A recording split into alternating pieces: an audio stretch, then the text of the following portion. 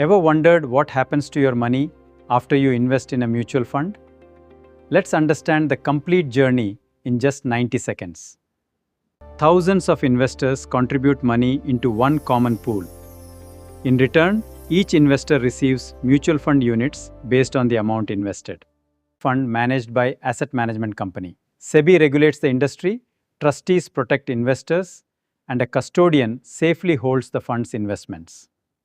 The fund manager invests according to the scheme's objective and spreads investments across different assets to reduce risk. Suppose Ravi invests 10,000 rupees. His money becomes a small part of a much larger diversified portfolio. As market prices change every day, the net asset value or NAV also changes.